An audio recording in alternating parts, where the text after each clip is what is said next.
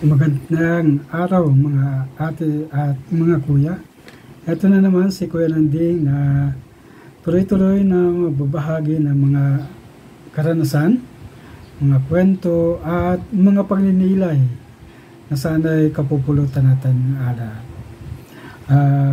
Bilang pastoral ng mahabang panahon, nais kong ibahagi ang aking karanasan sa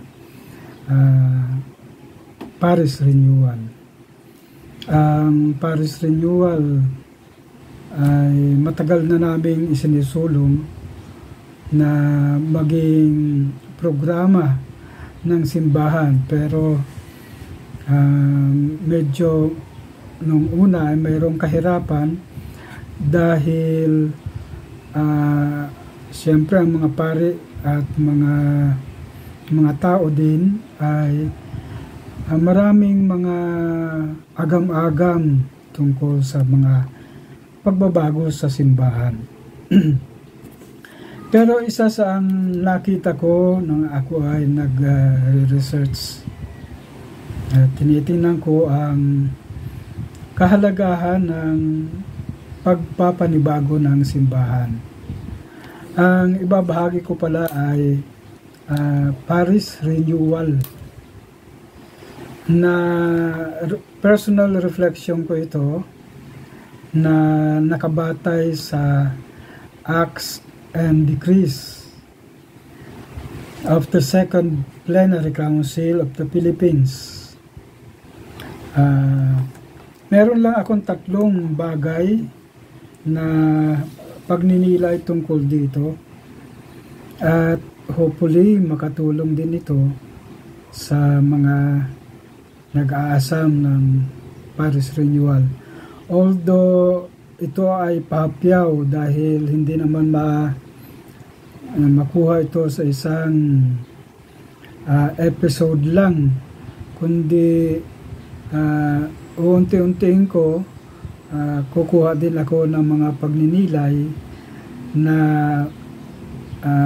galing sa Second Plenary Council. Tatlong bagay lang ang 3 things to remember sa pagpapanibago ng simbahan. Una, education formation, no?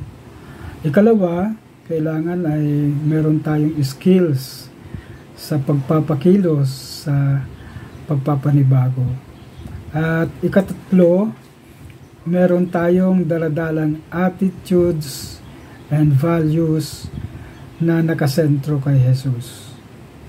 Pero maganda ring balik-balikan, ano ba ang magandang laman ng education formation, no? Ang education formation ito, siyempre ang nais ng simbahan, Katolikong simbahan, ay magkaroon ng formation ang mga members, ang mga Catholic din. Kasi hindi naman talaga alam din ng mga tao ang tungkol sa mga pagpapanibagong ito. Ang sinasuggest dito sa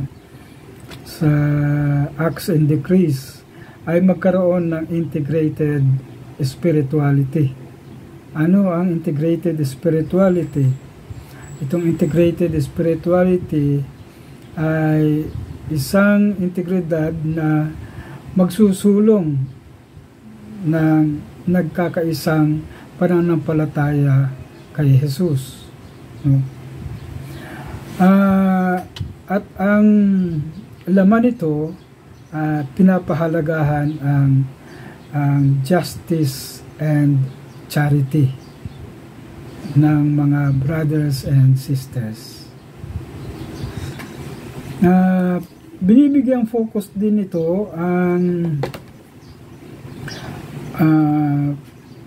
sana ito'y nagbibigay ng pag-asa sa mga tao. Ang education formation ito ay merong pag-asang ibinibigay, nahatag, no?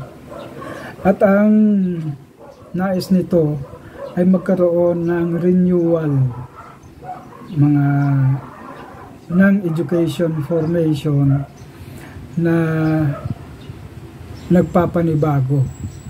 Kaya kung titingnan natin, ang mga pagbabago sa simbahan ay napakarami.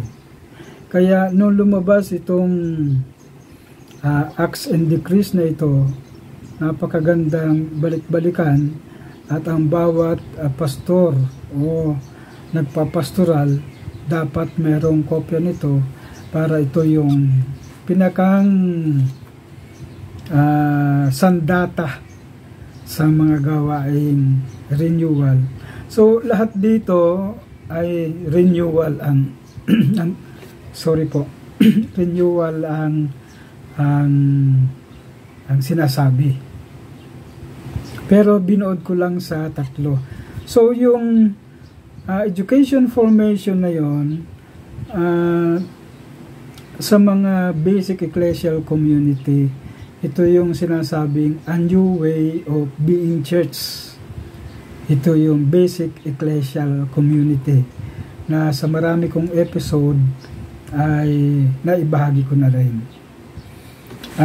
Ito ang kung trust ng pagiging simbahan, ito yung napakaganda, at dapat ay kung meron kang formation ito, meron ka rin skills itong gawain ito.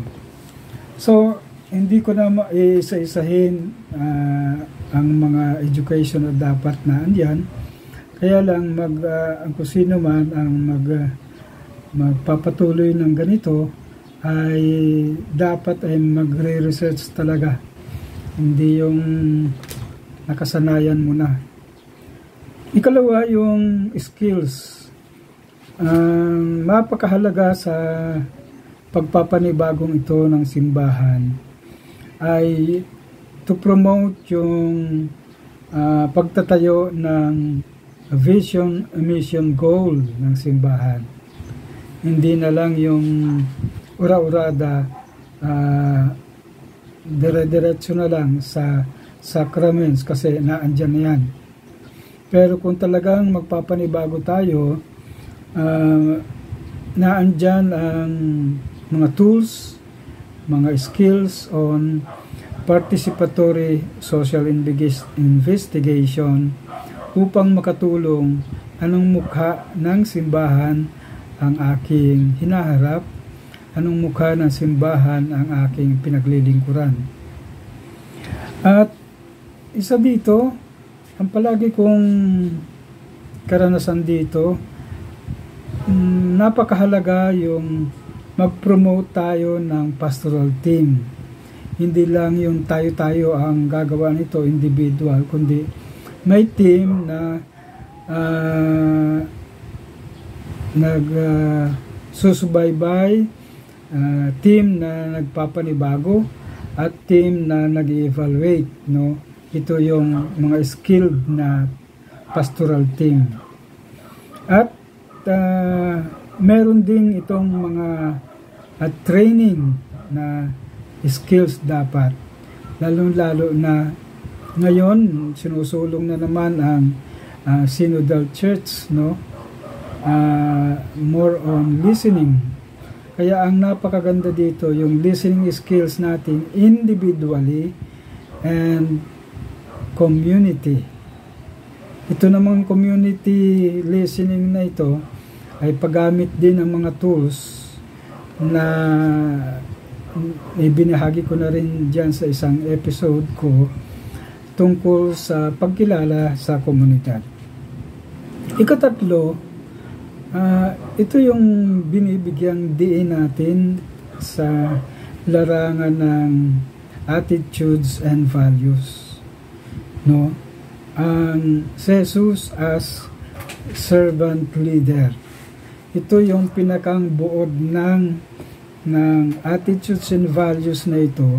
Kaya kung iisa-isahin mo na andyan ang mga characteristic ni Jesus na magandang patuloy natin pinagninilayan at maging laman ng ating mga programa sa Parish Renewal.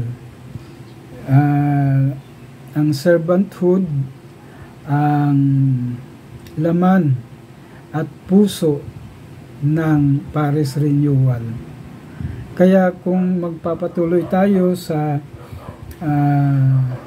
research at gawain ganito na pagpapanibago ng simbahan, ito ay isang masalimuot na gawain, pero isang masaya at maginhawang paglilingkod dahil kasama ang lahat. So ito po muna ang aking ibabahagi, at sa susunod naman ay yung mga ibang parte naman ng aking sharing. So muli po, nagpapasalamat, Kuya Nanding M. Thank you po.